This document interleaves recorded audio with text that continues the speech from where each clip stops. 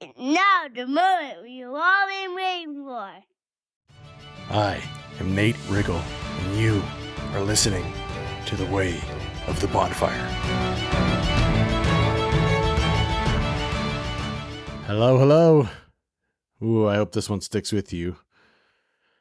I couldn't bring myself to do the short version of it because there's too many angles and facets of it, but on the last podcast, I shared the concept of let go from the get-go, which was focused on there's things in our lives that we need to process, but we also need to learn to let go of them more quickly before they can poison us and do their damage. But today I want to talk about its equal and its opposite companion and complement. What will I never let go of? Or put in a different way, what am I committing and declaring to myself, and in some cases the world, that I will never stop doing? Because committing to something is powerful, but it's just temporary based on a need or a situation. In other words, yeah, I'll help you build that project. I'll try out this car for a while. And these sorts of commitments are also, they're fragile and breakable. Meaning that you can just back down from them, especially if you have low integrity or you aren't great at managing expectations of others and you don't know how to say no, but you say yes and then end up not keeping the commitment. But there's another type of commitment that is, if you align it on the right things that it can be attached to, it is the most powerful and confounding thing that you could do. Committing to never stop something is how we become unstoppable. So many things we do every day are conditional. If these requirements are met, then I'll do this. If it makes sense, I will do it. If it's forced upon me, I guess I'll have to do it. If you do your part, I will do mine. If it's too painful or too much risk and not enough reward, I won't do it, or I'll stop doing it. If it, depending on our level of confidence or, sensitivity to the judgment and view of others, if it makes me look bad or that I'll lose approval and be judged harshly by others, I may choose something else. The decision to commit to it is based off of all these conditions. If there's a convincing and compelling reason to pivot off of this thing that I've already committed to, then I will be open to making that change. But the not ever going to stop commitments are things that are unconditional and untouchable just because of their nature. They're going to happen no matter what is thrown our way. I'll share some of the ones I'm willing to share with you, although some of them are personal, right? But I'm not going to throw all those out there. I'll throw out the ones that are good examples, I think, to illustrate and maybe let you model your own off of. I'm not going to stop ever loving my wife and my kids and my family. As in, I really don't, there's nothing they can do. And you say, oh, well, that's what they all say, right?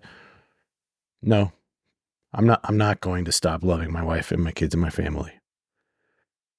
I'm not going to ever stop believing in God and seeking to be aligned with His plan for me. I'm not forcing this on you. I'm giving you an example of things that are true, not stop commitments for me. I am not going to ever stop doing this podcast. And maybe some people hear that and they're like, really? Yeah, I guess we'll see. Or, well, what if you find something else? Or what if it doesn't make you money? Or what if it doesn't reach as many people as you wanted it to? All that, right? I don't need conditions. to keep doing this podcast. I don't need a reason. It has its own value no matter what happens. And I have made a conscious commitment to never stop it. I am not going to ever stop learning new things. I'm not going to ever stop working on myself and investing in myself and keeping my mind open and trying to get better and become something better and someone better.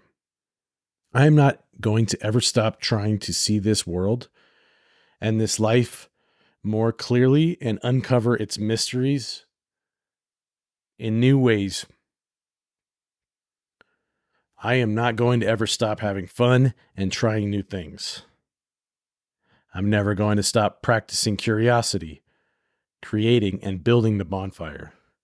Do you understand the gravity and the radiant power that sort of commitment creates? It's not the law of attraction.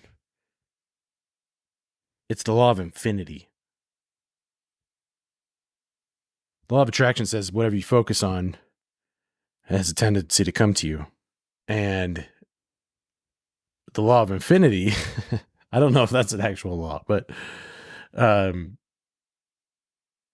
it creates this sort of magnetism or this inevitability. It's not about stating a hope or a dream. Like, I'll be the best athlete there ever was. Like trying to speak it into existence, right? Or doing an affirmation.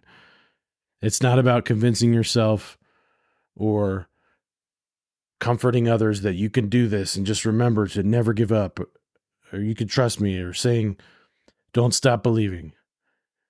It's making a statement of fact based on the elements of what you can always control, or that nothing, or I should say, and that nothing can change or take away without your permission.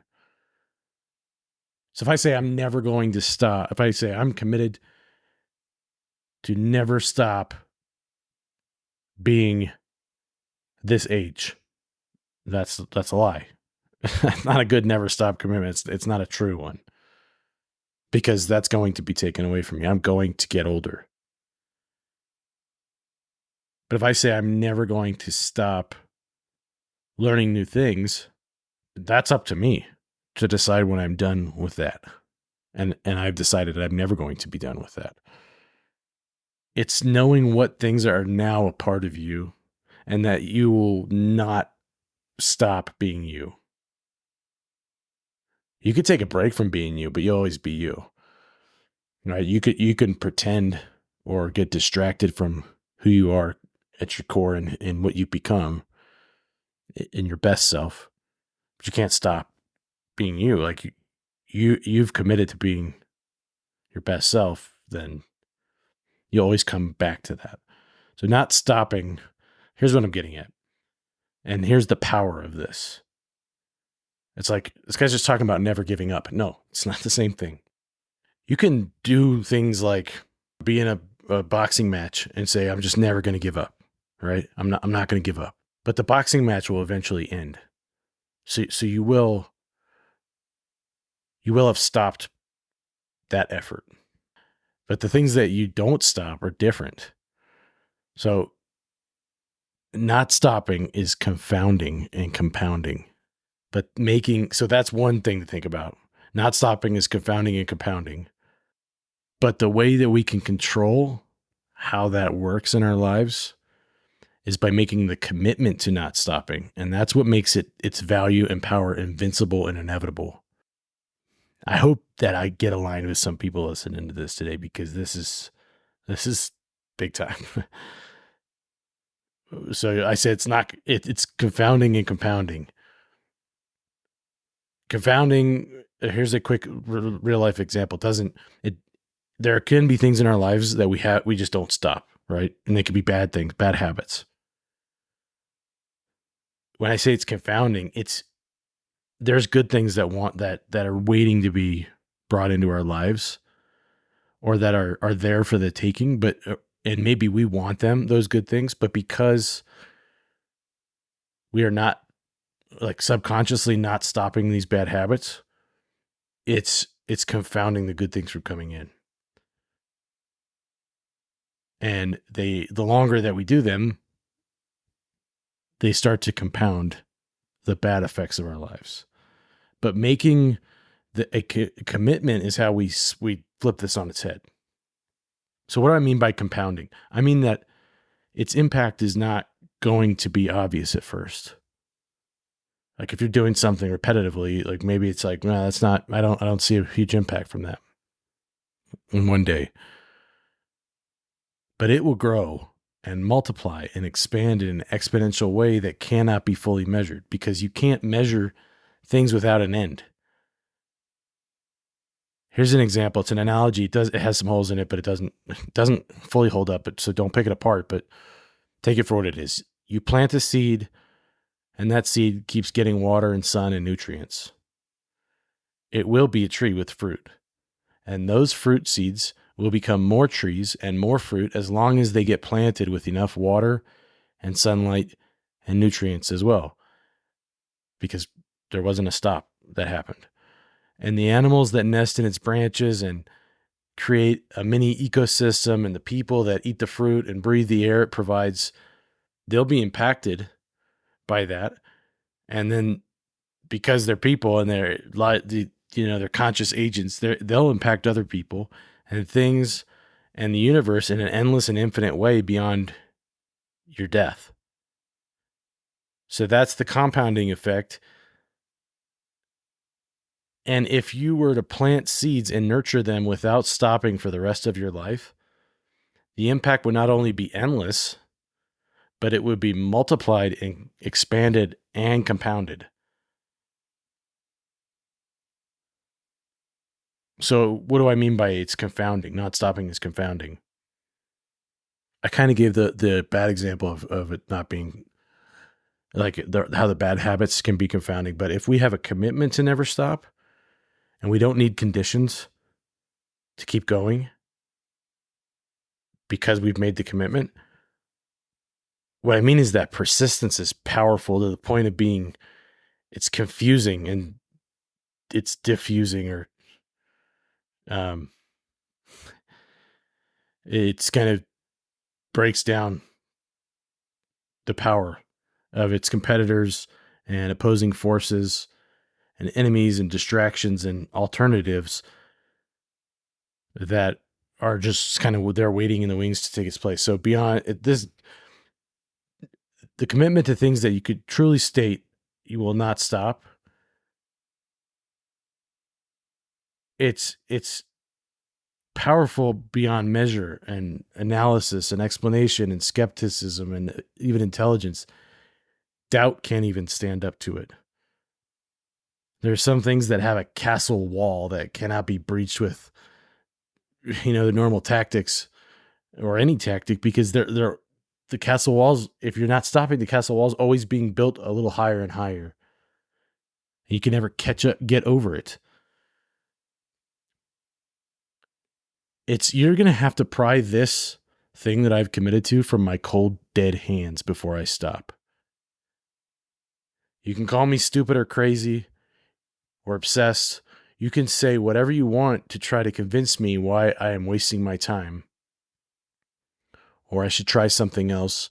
Or you can threaten me and abuse me and embarrass me and shun me. And it will hurt and disappoint me and maybe slow me down or keep me from doing it. It might burn me out and wear me down, but I'm going to keep doing this. Like other things that I had a good run on or momentum for a good while, like I got to have a peek at what not stopping, the power of not stopping and the compounding effect. But there's some certain things you can't commit to not stopping because other people have control over it, right? Other things that I had done, those might be broken or stopped by outside forces, but this thing, it's more than determination or stubbornness. It's like trying to convince time to stop marching on. If you do that, then you're the one wasting your time, because time doesn't care. It's going to march on. It doesn't listen to reason and all these other things. You can try to explain that there are better, faster, more sensible ways. And yeah, this isn't about being closed-minded. I may consider those things and even adopt them and find room for them in my life or as a complement to the thing that I'm not stopping. But this thing, I will never permanently stop. Back to my examples. If I say, I'm not ever going to stop this podcast, I'm not ever going to stop learning new things. Like, I may have a day or two or a week or a month where I don't actively do some of these things, depending on, which ones they are. Like, I'm not ever going to have a day where I don't love my family. But for those other examples, like, I might mess them up from time to time. But this is not about consistency or discipline or keeping a streak. It's about never being done. It's its own thing. It's about being the only one with the key to say that you are done and destroying that key. And what that does is it makes it so there's no true competition or prize marking the destination because there's no end. Having seen this from multiple angles, being the one doing the not stopping and being the one observing the not stopping, I can say, that what that feels like to the competing forces and interests is either informative and helpful, or it's intimidating and confusing or enraging to those other things that are trying to find their way in. It can be informative because they say, okay, I see that this guy is obviously not going to stop. And it's like we also have no way of stopping him. So let's either join him, stay out his way, ignore him, yield to him, or just back off and go work on someone else. Because this isn't a maybe that we can sort of influence anymore. Or for some, it becomes enraging because in their mind, it defies reason and logic and the rules that they're used to playing by that give them power in their game. But you're not in their game. You stepped outside of it by being committed to not stopping. And what it feels like to the people who believe in you is inspiration and trust and a confirmation of their faith and belief in you and in people and in possibility and their own potential for greatness. And you become a role model. Whether that sinks in right away or over a decade or a lifetime, it eventually has its impact. And what it feels like to the smart ones is opportunity. They see that and they say, this person has something that we should not undervalue because he's seeing things that can only be discovered by always going further. And he is bound to have unique experiences or knowledge or access or relationships that we should know about and get tapped into so we don't miss out. Now, what it feels like to you is the breath that gives you life. It's clarity and direction and steadiness and peace and freedom and fulfillment. What are you committed to never stop? Go get 'em.